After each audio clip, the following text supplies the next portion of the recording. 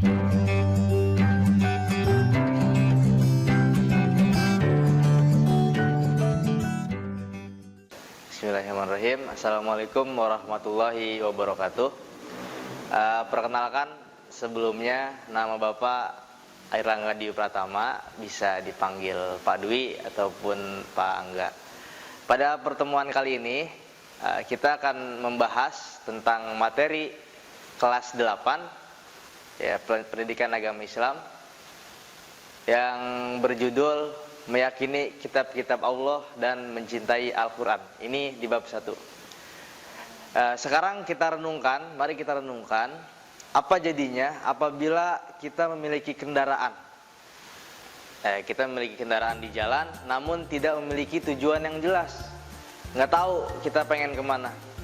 Kita hanya menaiki kendaraan tersebut, akan tetapi tidak memiliki tujuan yang jelas. Tentu kita hanya menghambur-hamburkan waktu, juga menghambur-hamburkan tenaga, uang, dan lain sebagainya. Maha suci Allah Subhanahu wa Ta'ala yang telah menghendaki manusia hidup dalam kesesatan. Oleh karena itu, Dia memberi arah yang jelas kepada manusia, sebagaimana firman Allah yang telah kita hafal semuanya, ihdinas siratal mustaqim. Tunjukilah kami ke jalan yang lurus. Oleh karenanya, disinilah Allah memberi kita jalan yang lurus. Allah Subhanahu Wa Taala memberikan petunjuk mengenai tata cara mendekatkan dirinya kepada mendekatkan diri kita kepadanya. Maksudnya begitu. Sehingga kelak nanti di akhirat dapat bertemu dengannya dalam keadaan seorang hamba yang dikasihi atau diridhoi oleh Allah Subhanahu Wa Taala. Juga Allah menghendaki kita hidup saling membantu antara satu sama lain, saling membahagiakan, saling menanam, juga saling membantu dalam berkehidupan. Sebaliknya, Allah Subhanahu wa Ta'ala tidak menghendaki manusia saling menyengsarakan dan juga saling menyakiti satu sama lain. Oke. Sekarang kalian tentu sudah pernah mendapatkan pelajaran bahwa Allah Subhanahu wa Ta'ala memiliki sifat yang dinamakan kalam. Nah, sebagian dari firman-firman Allah Subhanahu wa Ta'ala itu tertuang dan tertulis dalam kitab suci yang biasa kita baca dan kita pelajari, yaitu dalam Al-Quran. Karena kita yakin bahwa Allah Subhanahu wa Ta'ala memiliki sifat firman yang dinamakan kalam, kita wajib meyakini keberadaan kitab-kitab yang telah diturunkan kepada para rasul-rasul tersebut. Jadi Allah Subhanahu wa Ta'ala mengirimkan rasul beserta kitab-kitabnya. Nanti kita bahas tentang kepada siapa saja Allah menurunkan kitab-kitabnya. Di sini ada pembagian. Yang pertama, ada kitab Taurat yang mana diturunkan kepada Nabi kita Musa alaihissalam. Juga ada kitab Zabur yang diturunkan kepada Nabi Daud. Lalu ada kitab Injil yang diturunkan kepada Nabi Isa alaihissalam. Dan yang terakhir adalah kalam terakhir atau firman Allah yang diturunkan kepada Nabi kita Muhammad SAW, yaitu Al-Quran. Oke, lanjut. Nah, perbedaan kitab dengan suhuf. Nah, sekarang kita mencoba mengetahui, mencari tahu apa itu perbedaan kitab dengan suhuf. Nah, jadi ada perbedaannya. Jangan disamakan antara kitab dan suhuf. Apa perbedaannya? Nah, kita bahas nanti. Wahyu-wahyu Allah Subhanahu wa Ta'ala yang diterima oleh para rasul, dalam perkembangannya ada yang dibukukan, dibentukan dalam kitab, dan ada juga yang dibukukan dalam suhuf. Apa itu suhuf? Yaitu lembaran-lembaran yang terpisah. Namun keduanya sama-sama berisi firman Allah yang diberikan kepada Nabi dan Rasul. Jadi perbedaannya, kalau suhuf itu adalah kertas atau perhalaman-halaman gitu, terpisah-pisah.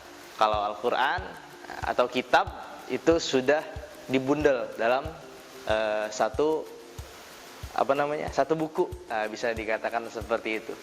Jadi kalau kitab itu sudah terbuku, kalau suhuf itu masih lembaran atau masih para halaman-halaman.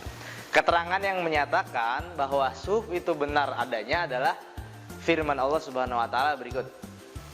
Nah, ini ada di surat Al-A'la ayat 18 sampai 19. Inna hadza lafi suhufil ula suhufi Ibrahim wa Musa. Artinya apa? Artinya sesungguhnya ini telah terdapat dalam kitab-kitab terdahulu, yaitu kitab Ibrahim dan kitabnya Musa alaihissalam. Gitu. Dilanjut. Hikmah beriman kepada kitab Allah, karena beriman kepada kitab Allah adalah salah satu rukun iman yang harus kita percaya atau kita yakini sebagai orang mukmin.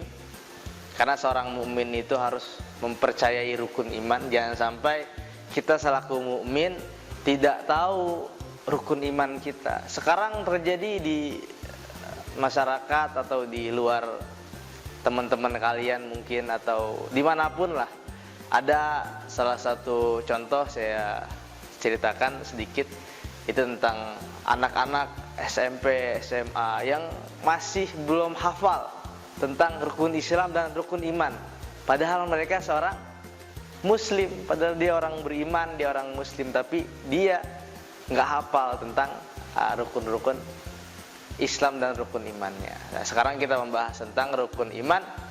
Salah satunya adalah beriman kepada kitabnya Allah Subhanahu wa taala yang diturunkan kepada nabi dan rasul-rasulnya.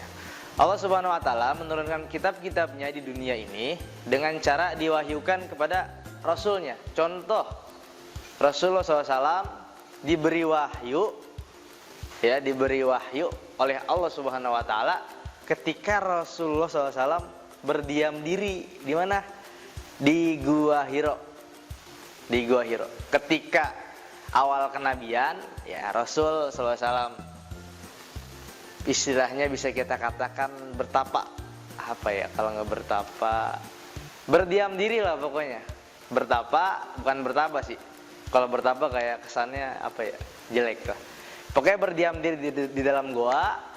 Lalu ketika berdiam diri, Allah Subhanahu wa taala menurunkan wahyu yang disampaikan oleh malaikat Jibril kepada Rasulullah SAW, yaitu wahyu yang pertama di dalam surat dalam Al-Qur'an, surat Al-Alaq ayat 1 sampai ayat kelima. Iqra bismi rabbikal ladzi khalaq.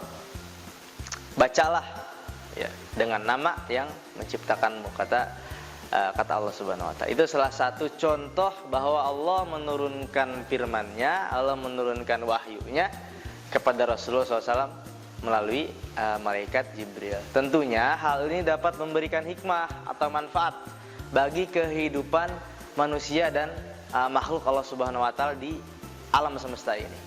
Manusia yang mengaku beriman harus berusaha mengambil hikmah dari kitab-kitab Allah dan juga tanpa meragukan isi dari kitab-kitab Allah tersebut. Adapun hikmah yang dapat kita ambil dari adanya kitab-kitab Allah Subhanahu wa taala yang diturunkan kepada rasul-rasulnya, yang pertama adalah memberikan petunjuk kepada manusia yang mana yang benar dan yang mana yang salah. Yang itu yang pertama. Karena Al-Qur'an itu adalah hudal lil muttaqin, petunjuk bagi orang-orang yang beriman, juga pembeda antara yang hak dan yang batil, antara benar dan salah itu. Dan juga Al-Quran menjadi salah satu sumber hukum Islam dan juga tata cara berkehidupan semua ada di dalam Al-Quran. Yang kedua, hikmahnya adalah pedoman, sebagai pedoman. Nah, tadi saya udah Bapak sebutkan sebagai aturan terhadap manusia. Pedoman agar manusia tidak berselisih dalam menentukan kebenaran. Karena apa? Karena kebenaran sudah ada dalam Al-Quran. Nah, mungkin itu saja yang dapat Bapak sampaikan mengenai materi tentang beriman kepada kitab-kitab Allah Subhanahu wa taala. Demikian dapat Bapak sampaikan. Mohon maaf bila ada banyak kata-kata yang salah ya. Assalamualaikum warahmatullahi wabarakatuh. Kunjungi sosial media lainnya seperti website kami di pkbmalkata.com Facebook PKBM Al-Fatah Manunjaya, Instagram PKBM Al-Fatah _official. Dan terima kasih telah klik video ini. Jangan lupa like, comment, share, and subscribe untuk menunjukkan dukungan kamu terhadap channel ini. Enjoy the video PKBM Al-Fatah.